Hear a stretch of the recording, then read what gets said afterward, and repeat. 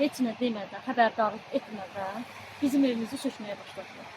Mənim 4 evladım var, 4 oğlan böyüdürəm, əsgər uşaq. 4-cü 3 yaşlı, az yaşlı oğlum evdə ola söküntüyə başladılar. Mənim uşağımın ayağı qırıldı. Travmatologiyada da kağızında. Bizim kompensasiyalarımızı verirsiniz. Belə əhali 175 ailə hal-hazırda küçədə qalır. Az yaşlı olanlar da var, xəstəsi olanlar da var. Evi olmayıb, indi hal-hazırda məcbur hansısa qohumunun evində sığınacaq kimi yaşayanlar da var.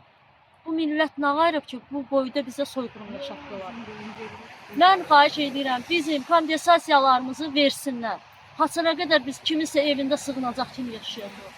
Belə əhalinin nə günahı var idi ki, çıxartır.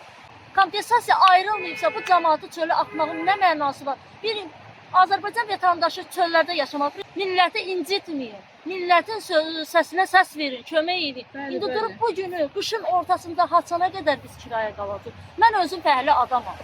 420 manata işləyən bir insanam, mən 4 evlat böyüdürəm, sosial almıram, bir şey almıram. Bir dənə evim vardı, onu da uçurtdular başım. Tək mən yox, orada elə bir ailə var, xəstə yatan, anası evdə yata-yata, evi sökdülər, gəldi ayağının üstə düşdü, indi ayaqlarını da kəsiblər, qanı kəsiblər. Dəmir yolu Bu qədər yəni zulum həqiqətən də Azərbaycanda düzgün deyil.